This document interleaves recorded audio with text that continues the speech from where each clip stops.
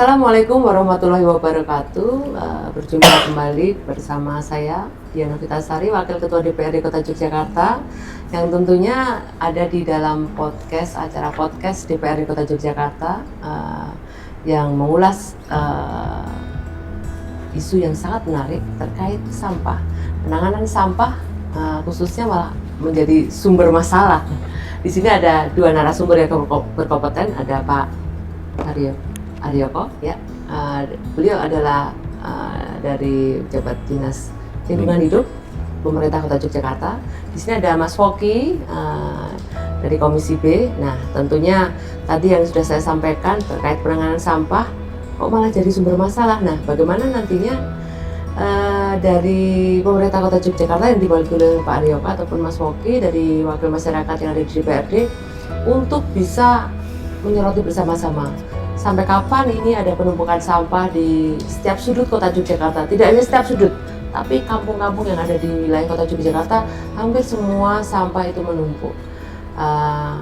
Di sesi ini kami akan bahas terkait hal tersebut, solusinya Pak, terkait ditutupnya tempat pembuangan akhir atau TPA Piungan saat ini. Pastinya membuat masyarakat semakin resah, bingung. Terus buang yang gigi, depo aja buka tutup kayak Pak, kayak toko ya Pak, buka tutup. Nah, lalu seperti apa rencana kebijakan dari pemerintah Kota Yogyakarta maupun dari kacamata DPRD khususnya DPRD Kota Yogyakarta, Mas Foky, untuk penanganan sampah pasca ini TPA Piungan ini ditutup. Mungkin dari Pak Aryoko dulu, mungkin bisa disampaikan. Terima kasih Bu Dian. Assalamualaikum warahmatullahi wabarakatuh. Waalaikumsalam. Salam sejahtera untuk kita semua. Matur nuwun. Memang sedang menjadi tren, istilahnya apa ya? Isu yang paling trending topik. Isu yang trending topik lah. Trending topik yang tidak selesai-selesai. Trending topik sampai dengan entah kapan ya, akhirnya. Okay. Jadi hari ini adalah hari terakhir TPA Piungan dibuka untuk Karta Mantul. Jadi Sleman, Kota dan Bantul hari terakhir tanggal 30 April 2024. Kemudian nanti akan kita laksanakan perintah dari Gubernur DIY tentang desentralisasi pengolahan sampah di wilayah Karta Mantul atau juga di wilayah DIY. Jadi memang di awalnya desentralisasi ini berkaitan dengan kondisi TPA Piungan yang sudah tidak memungkinkan untuk dikembangkan lagi dan terjadi beberapa kendala untuk pelaksanaan proses KPBU yang dirancang sejak tahun 2014 sebenarnya, tapi sampai dengan 2023 ternyata tidak terwujud. Nah, kemudian ditempuhlah kebijakan desentralisasi pengolahan sampah yang artinya kabupaten kota di seluruh DIY ini harus melaksanakan pengolahan sampah secara mandiri, tidak lagi menggunakan satu TPA, tapi dilakukan pengolahan secara mandiri di lokasi wilayah kabupaten kota masing-masing. Nah, untuk di Kota Yogyakarta kita memang mempunyai permasalahan yang sangat-sangat berat dan sangat karena kewilayahan ya Pak ya. Karena hampir semua wilayah kita adalah permukiman. Dan ini kalau kita mengacu di peraturannya tentang pengolahan sampah mungkin tidak akan masuk, karena apabila kita melakukan pengolahan sampah jarak terdekat adalah 500 meter dari permukiman. Itu sudah nggak akan masuk di Kota Jakarta. Dan tidak ada ya Pak? Karena tidak ada. Karena luas kita hanya 32,5 km persegi, jadi mau tidak mau ya mungkin skala-skala kecil yang harus kita pecah-pecah untuk kemudian kita bisa melakukan pengolahan sampah dari masyarakat. Ya, tapi apapun yang terjadi kita berkomitmen dari pemerintah Kota Jakarta ini untuk melaksanakan perintah dari Gubernur. Nah, terkait dengan hal ini kami dari pemerintah kota meskipun bisa dibilang kami juga agak terlambat dalam menyiapkan perangkat maupun sarana prasarana untuk pengolahan sampah ini, tapi kami berusaha semaksimal mungkin sesuai dengan waktu yang telah ditetapkan untuk pemerintah DIY per 1 Mei atau 30 April ini adalah hari terakhir pengolahan sampah di Piungan, maka kami menyiapkan minimal sekarang saat ini adalah yang sudah on progress adalah 3 lokasi pengolahan sampah di Kota Jakarta, di wilayah Kota Jakarta. Jadi yang pertama ada di Nitian, kami melakukan pengolahan sampah dengan menggunakan metode RDF, di mana sampah nantinya akan bermanfaat untuk digunakan sebagai bahan bakar pabrik semen. Kemudian juga ada menggunakan mesin gibrik juga namanya. Gibrik ini nanti organiknya langsung menjadi pupuk, bisa digunakan oleh petani untuk bisa menjadi pupuk. Kemudian sampah anorganiknya juga nanti bisa digunakan untuk bahan bakar pabrik semen untuk menjadi RDF. Kemudian lokasi yang kedua adalah di Kranon atau di sebelah dari Nitian, masih di wilayah Kelurahan Sorosutan di Umbul Harjo. Ini jaraknya hanya sekitar 200 meter dari lokasi di Nitian. Jadi lokasi yang di Kranon juga sama, nanti menggunakan metode RDF dan ada gibrik juga. Ini juga sama, nanti produknya adalah menjadi RDF juga. Kemudian yang berikutnya, yang lokasi ketiga adalah di Karangmiri. Ini lokasinya ada di Kelurahan Giwangan, Kampung Merican. Ini juga menggunakan RDF. Ya. Dari 3 lokasi ini masing-masing modul namanya, modul RDF ini menghasilkan 20 ton atau mengolah 20 ton sampah per hari ya. Untuk di masing-masing lokasi ya. 20 ton per hari di RDF, dan untuk di gibriknya masing-masing gibrik adalah 10 ton. Namun kami dengan mengingat volume sampah yang sangat besar saat ini, maka kami memberanikan diri bahwa mesin-mesin kami akan optimalkan, dari jam 6 pagi sampai jam 6 sore. Nah, ini kami berharap sampah yang diolah itu akan lebih banyak dari spesifikasi mesin yang sudah dibuat oleh pembuatnya. Maka kami menargetkan untuk di Nitian kami memaksimalkan volume sampai dengan 70 ton per hari dengan hari Minggu libur. Ya. Kemudian di Kranon kami optimalkan hingga 40 ton per hari, kemudian di Karangmiri nanti 30 ton per hari. Nah, ini yang coba kami upayakan untuk sebisa mungkin jangan sampai terjadi sampah liar yang ada di jalan. Jadi sampah liar jangan sampai kemudian nanti timbul berita negatif tentang kota Jakarta yang tidak bersih. Ini kami berupaya sebisa mungkin mengoptimalkan di 3 sarana pengelolaan sampah ini. Nah, di samping itu juga kami saat ini sudah melaksanakan kerjasama dengan swasta yang mau mengolah sampah dari kota Yogyakarta. Memang volumenya kecil, hanya 20 ton per hari. Namun ini sudah banyak membantu kami terkait dengan sampah yang ada di jalan itu tadi. Sekali lagi yang kami utamakan sampah yang di jalan dulu. Jadi mungkin kesadaran masyarakat yang masih belum optimal, yang harus kita laksanakan edukasi secara maksimal juga kepada masyarakat bagaimana sampahnya itu tidak dibuang di jalan gitu. Jadi kami berupaya semaksimal mungkin menjaga kebersihan kota, dan ini sekali lagi yang swasta ini menjadi tumpuan apabila nantinya depo-depo yang ada saat sekarang misalnya ini nanti terjadi over kapasitas gitu. Nah, kami berupaya untuk itu.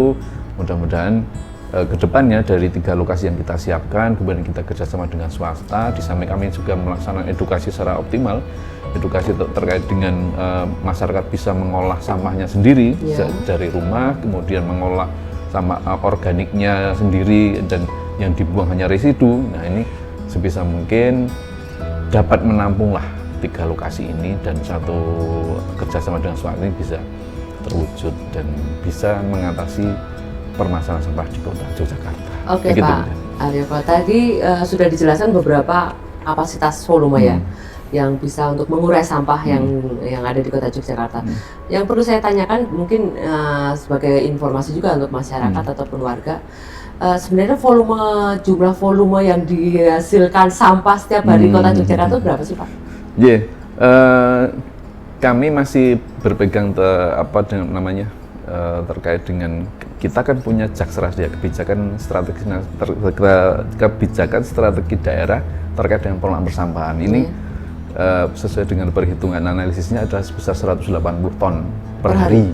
Ya, 180 ton per hari. Jadi dari perhitungan kami sepertinya masih masuk, masih bisa, meskipun di depo itu ada simpanan yang harus diselesaikan. Nah, kami masih berupaya untuk nantinya ada juga kerjasama dengan pihak lain, pihak swasta juga yang nantinya mungkin kalau memang masih ada tabungan yang ada di depo itu bisa diselesaikan juga. Pihak swasta yang tadi dijelaskan yang sudah dilakukan ya, sekitar 20 ton 20 ya Pak? 20 ton.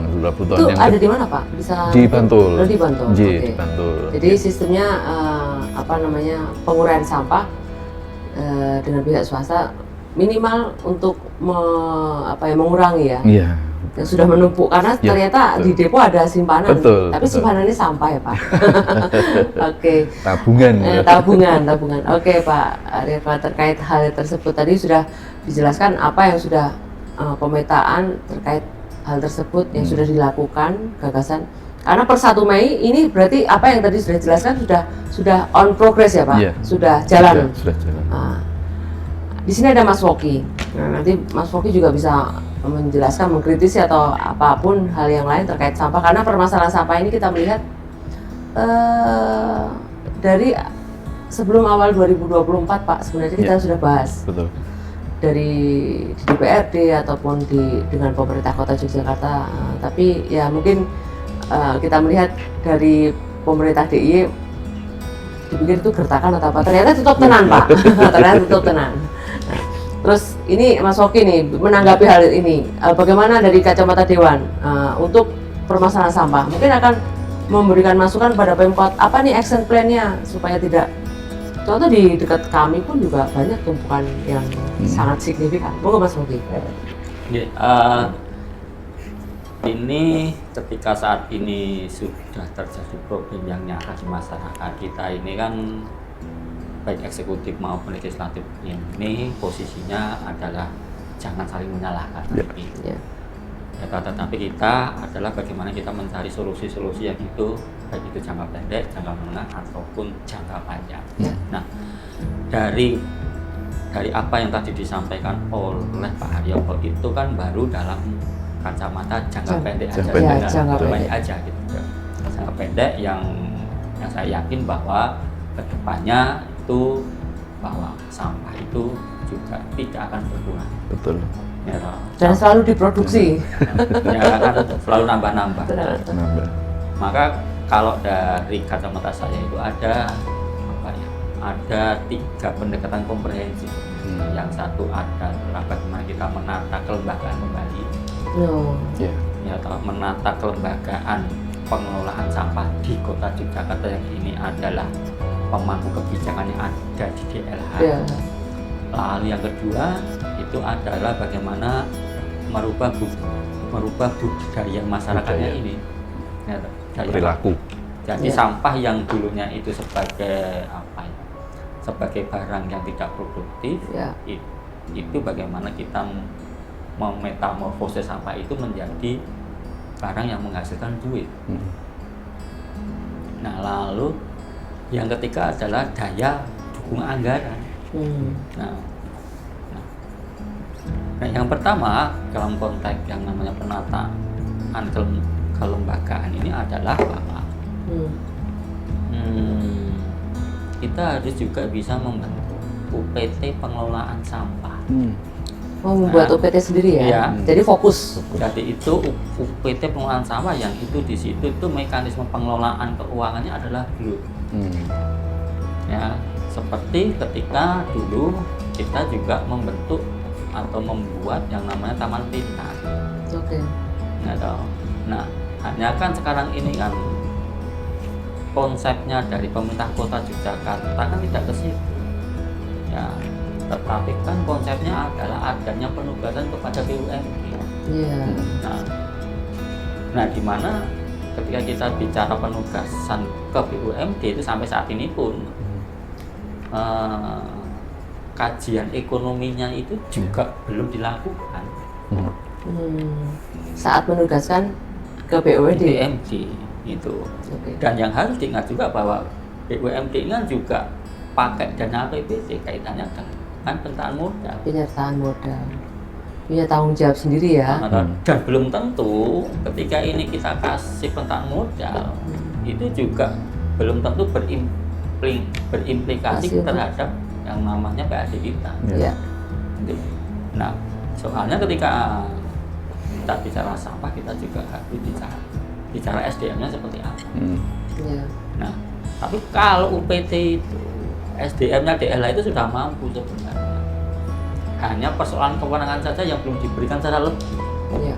Gitu loh. SDM mampu, lalu itu peralatannya juga sangat-sangat memadai.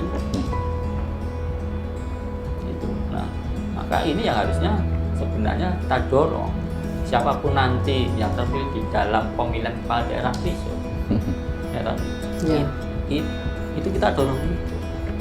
Lalu yang kedua kaitannya dengan perubahan yang namanya budaya masyarakat. Nah, selama ini memang sudah ada bank sampah di tingkatan RT. Ya. Nah, hanya kan yang menjadi sebuah persoalan bagaimana bank sampah ini di tingkat RW ini bisa dikonsolidasikan. Ya, nah,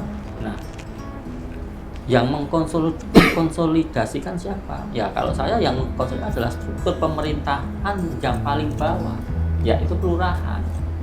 Jadi itu kelurahan itu diberi juga kewenangan untuk mengkonsolidasikan bank sampah ini, plus peralatannya.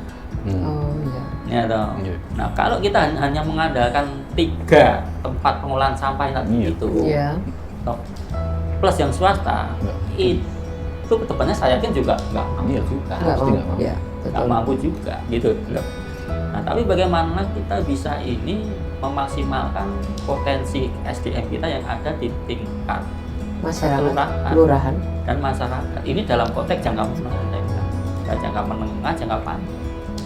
Nah ketika ini semuanya sudah bisa kita konsolidasikan dua hal ini, maka daya dukung anggaran ini juga penting. Yang namanya daya dukung anggaran ini untuk mempercepat proses yang baik itu dalam konteks penataan kelembagaan ataupun ketika kita ingin merubah budaya masyarakatnya. Dan tadi siang saya mendengar sebuah berita yang ini menurut saya menurut saya itu sebuah kebijakan yang itu tidak membumi, yaitu ketika kebijakan DIY akan menutup TPA Piungan yang itu efektif 1 Mei, tetapi dengan pakai logika itu bahwa lokasi TPA Piungan akan ditembok keliling dengan anggaran 11 miliar. Nah, cukup banyak juga, cukup besar juga. Nah, padahal ada satu sisi ini kita kebutuhan untuk penyelesaian sampah. Ya. Nah, mengapa tidak diambil kebijakan 11 miliar ini kita perbantukan ke APBD kota atau ke APBD Sleman? Iya.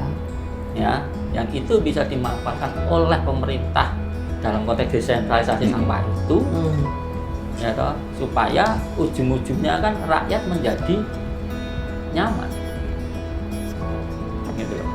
Nah, tetapi kalau pakai logika menembok itu kan pakai logikanya kan logika proyek gitu. Gitu loh. Nah, lalu saya juga bahwa di kota Yogyakarta ini juga ada salah satu warga kita yang juga sudah membuat yang namanya mesin untuk menghasilkan sampah itu. Itu kebetulan juga ketua kampung, atau ketua kampung Bumijo misalnya. Nah, yang itu bisa kita masukkan ke tingkatan kelurahan-kelurahan itu. Itulah, hanya kan memang di situ kan tetap lagi-lagi kan kita bicara daya dukung anggarannya. Daya dukung anggaran ya. Nah, maka ketika saya mendengar berita bahwa 11 miliar hanya untuk bangun tembok ini kan miris ya Pak? Miris. Miris kan. Nah, mungkin itu Mbak Dian yang dapat saya sampaikan selaku anggota DPRD Kota Yogyakarta. Ya. Pemirsa podcast DPRD Kota Yogyakarta tadi sudah banyak sekali diulas terkait sebuah permasalahan apa yang sudah diawali oleh DLH, Pak Haryono di sini, Mas Woki dari Komisi B. Tentunya permasalahan sampah ini menjadi bagian dari tadi istilahnya tidak ada salah-salahan sekarang. Ini sudah terjadi penumpukan sampah yang ada di kewilayahan, tidak hanya di pinggir jalan, tapi di kampung-kampung, di setiap depan rumah pun sekarang pengambilan sampah juga berhari-hari. Itu menjadi permasalahan kita bersama. Yang jelas ide dan gagasan bagaimana tadi penataan kelembagaan, walaupun itu tidak sekarang dibuat besok jadi ya Pak ya. Tapi yang jelas penataan kelembagaan itu harus perlu dipikirkan. Itu yang pertama. Yang kedua, merubah kebiasaan masyarakat. Bagaimana kita selama bertahun-tahun didoktrin membuang sampah pada tempatnya, tidak memilah sampah pada tempatnya. Nah itu juga tidak gampang. Jadi merubah kebiasaan masyarakat memilah menjadi sampah yang produktif itu ya tidak gampang juga. Tapi itu nggak perlu dicoba. Dan tentunya daya dukung anggaran. Anggaran di sini tidak hanya untuk anggaran yang hanya untuk menembok ya Pak, menembok TPA yang sekarang ditutup kayaknya kok sia-sia. Tapi ada beberapa hal daya dukung anggaran memang perlu dilakukan. Mungkin akan menambah desentralisasi sampah tadi di depo-depo atau hal yang lain yang lebih banyak. Atau nanti ada gagasan juga jangka panjang pihak ketiga ya akan dilakukan kerjasama yang lebih besar untuk mengurai atau meminimalisir sampah yang ada di Kota Yogyakarta. Ini sesi pertama, tentunya akan lebih menarik lagi, nanti kita akan ulas terkait sampah. Masih akan berjumpa kami bertiga di podcast DPRD yang tentunya penanganan sampah malah jadi sumber masalah atau tidak nih, kita jumpa di sesi kedua. Kita lanjut di jeda pariwara berikut ini.